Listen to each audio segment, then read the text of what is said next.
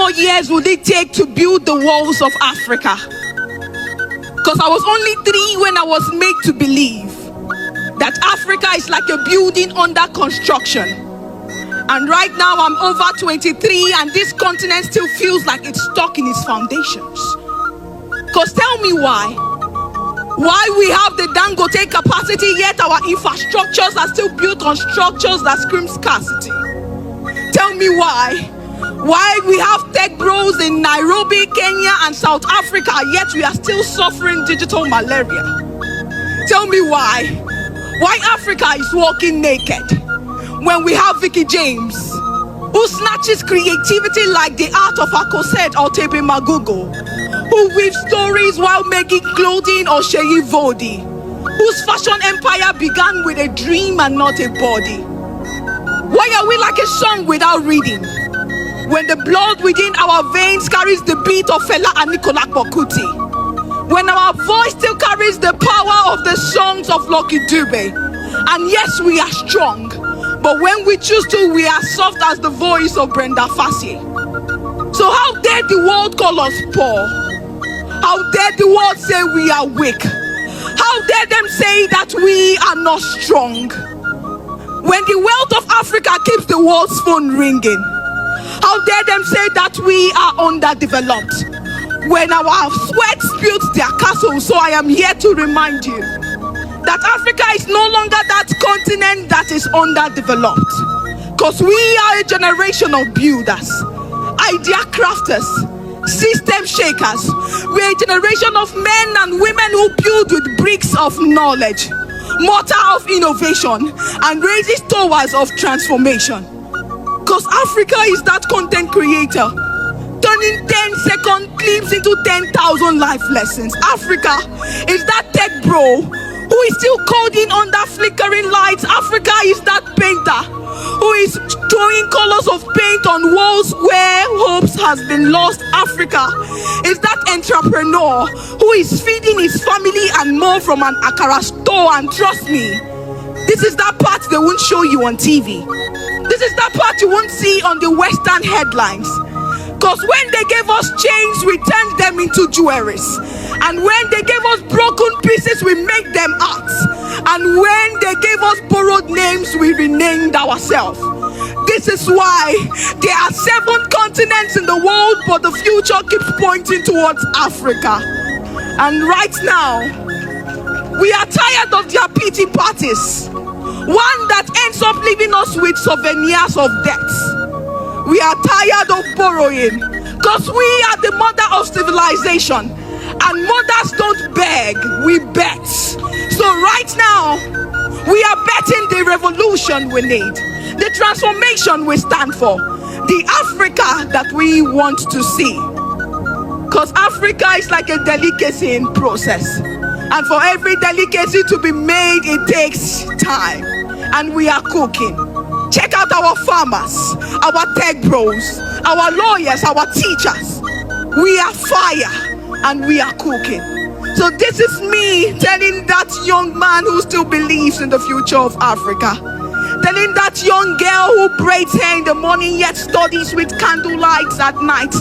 Reminding you that this Africa that we seek is one that we can raise with our own hands. So never again would we go back to the world begging for aid, because we are no longer that chick that depends on the white for food. So right now, I am reminding you that they say that greatness is never built in a day, and the Africa that we seek would be built over time when we decide to rise, when we decide to take our responsibility, when we decide to focus on what we want and the nation, the continent we seek. Thank you. Here is another bold speech from Young Lady that has touched the hearts of millions across Africa. The piece I'll be reciting today is a letter to the children of Sahel. Have you met her? The Sahel. She carries weight, walks with grace, possesses power, holds the most beautiful people. On her shoulders rests her nations. On her lands are minerals. She is beautiful. She is strong, confident, rich and smart. She wouldn't let the chaos fill her mind. She reminds us, as I read this letter, to keep her safe. That nothing in this world will break us. That she stands firm to rise beyond borders, to rise beyond enemy lines, to remain unbroken, to remember that her land keeps memories, sad and happy ones. But she implores us to fight and never back down. There is hope to healing, strength, prayers. This is for you. Regardless of shackles, regardless of truth, regardless of lies, regardless of people, this letter is for you. Dear children of Sam, there are many versions of this story, told by many preachers, sculptors, poets. This author will speak.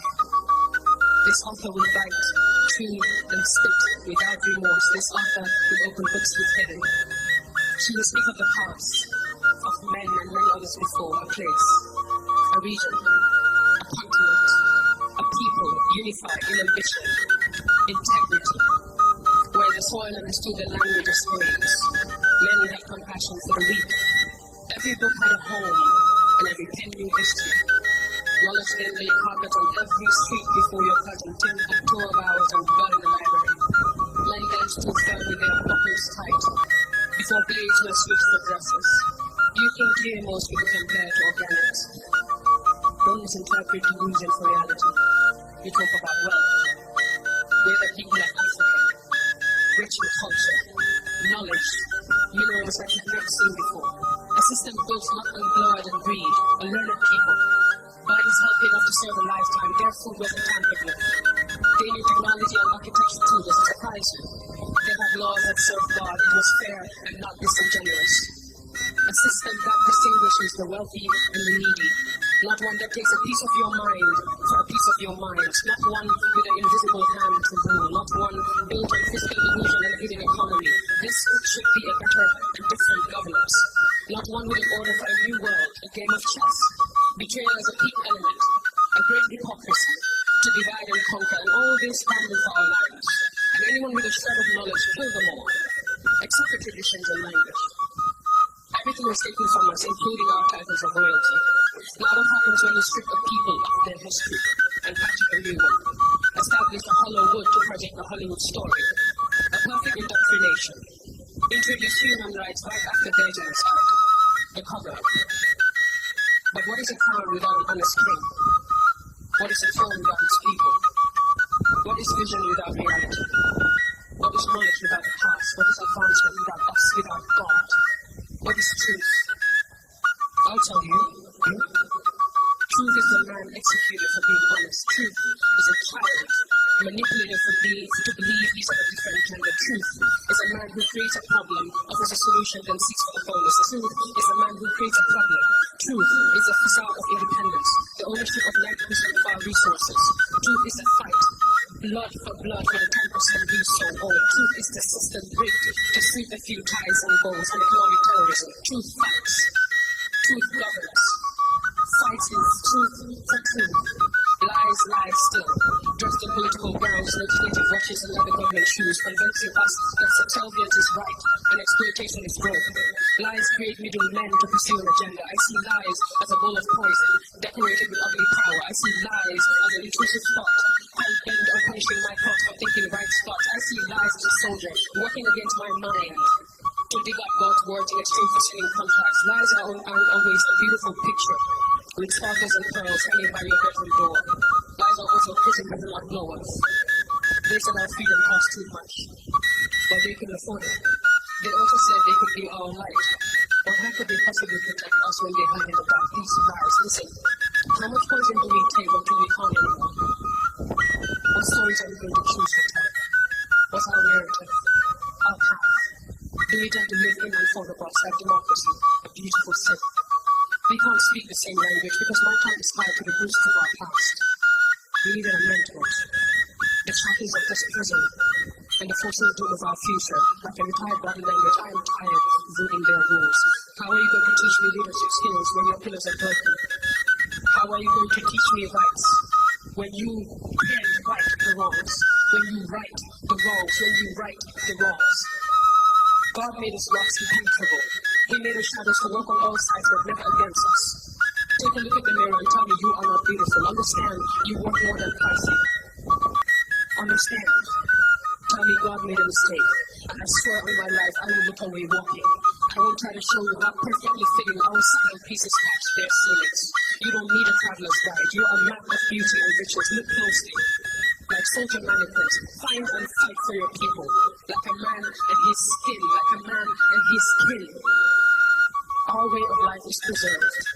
For without purpose, problems which people possess for pleasing. Now hear me. Today, we begin with a step, a revolution. This present day sound bears the difference. Taking back control of our resources. Wear a like a coat in winter. Have your gold reserves button you up. Tie your suit in your own currency. And as you walk, diplomacy, laws and treachery will follow like a neatly structured disease. Don't look back. Take ownership and walk. Brush off those dusty laws. Pay it all back, no more strings. Cleanse your nation off of impurities and unite. With better governance, rebuild, rewrite, and own it. Yours truly, Sarah.